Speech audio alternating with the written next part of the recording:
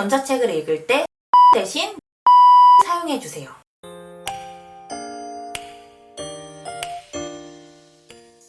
여러분 안녕하세요. 오늘은 우리 아이에게 도움이 되는 전자책 고르는 법에 대해서 이야기 나눠보도록 하겠습니다. 요즘 부모님들은 갈피를 못 잡고 있습니다.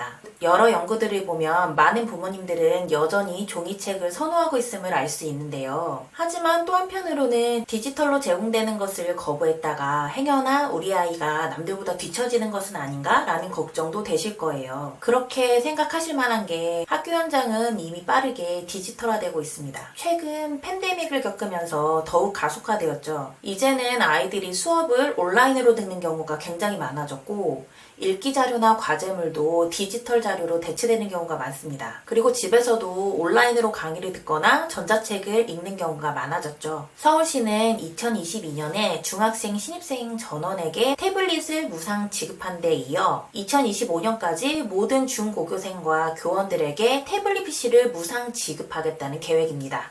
이런 분위기 속에서 우리는 과연 아이들에게 어떤 전자책을 제공해줘야 할까요? 전자책이란 종이책에서 보는 글자와 그림으로 된 자료들을 복제한 것으로 디지털 기기로 접속되는 책을 말합니다. 디지털 기기에는 태블릿, 컴퓨터, 전자책 리더기, 휴대전화 등이 있습니다. 그런데 여기서 전자책은 두 가지 형태로 나뉘게 되는데요. 단순 전자책과 증강 디지털 책으로요. 증강 디지털 책은 디지털 읽기를 종이책과는 다르게 체험하게 하는 부가물, 즉 애니메이션과 음향, 핫스팟과 게임 중 한 가지 이상을 포함하고 있습니다.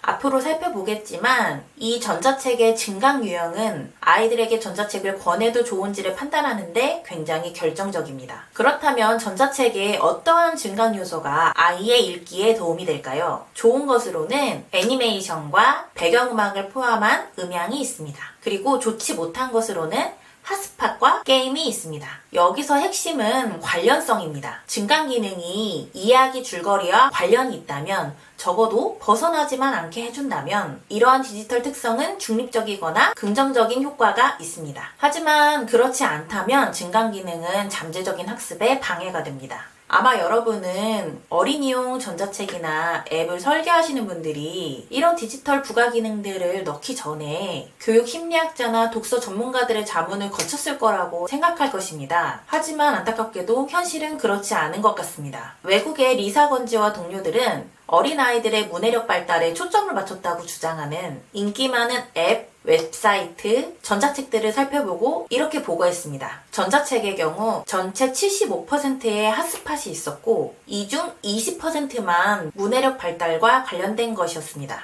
전체 65%의 게임이나 다른 활동이 포함되어 있었지만 이 중 25%만 문해력 활동과 관련된 것이었습니다. 정리하자면 가장 좋은 것은 증강 기능이 주의 분산이 아닌 이야기 내용에 기여하는 것입니다.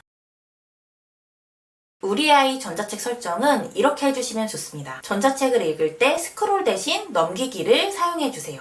스크롤로 읽는 방식은 훑어보기에는 굉장히 적합하지만 독서를 하는 데에는 별로 도움이 되지가 않습니다. 정해진 페이지의 테두리는 독자에게 비록 가상적으로나마 지리적인 장소 감각을 주는 데에 반해 스크롤을 할 때는 시작이나 끝을 표시하는 것이 아무것도 없죠. 따라서 자료를 스크롤하는 것보다 고정된 페이지를 읽을 때, 즉 한 페이지에서 다음 페이지로 넘기기 기능을 사용할 때 집중도가 더 높아집니다. 두 번째로는 텍스트 보기 조정입니다. 전자책은 종이책에 비해서 가지고 있는 강점이 텍스트를 조정할 수 있다는 거죠. 먼저 간격 조정에 대해서 이야기해 보겠습니다. 네덜란드에서 난독증이 있는 학생을 비난독증 학생과 비교 연구해 보니 약 9세에서 10세대는 두 집단 모두 일반적인 간격보다 글자와 단어 사이의 간격을 넓혔을 때 문장 읽기의 점수가 더 좋았다고 합니다. 그리고 미국에서 난독증이 있는 성인들을 대상으로 한 연구에서도 실험에 참가한 사람들이 글자와 단어, 행 사이의 간격을 넓혔을 때 읽는 속도가 더 빨랐다고 합니다. 이렇게 간격을 넓혀주는 것이 읽기에 도움이 된다는 것이죠. 추가 팁으로 스크린 크기가 있는데요. 일반적인 사람들은 스크린 크기가 적당히 더 큰 것이 읽기에 유리하겠지만 예를 들어서 휴대전화보다는 태블릿 크기가 읽는데 더 유리합니다. 학습장애가 있는 학생들에게는 한 번에 접하는 텍스트 양을 제한하는 것이 이롭습니다. 한 연구는 난독증이 있는 고등학생을 대상으로 작은 스크린의 전자책 단말기와 이보다 큰 디지털 기기를 사용한 읽기를 비교했습니다. 그 결과 작은 스크린으로 읽은 학생들의 점수가 나았다고 합니다. 정리해보겠습니다. 전자책은 두 가지로 나뉩니다.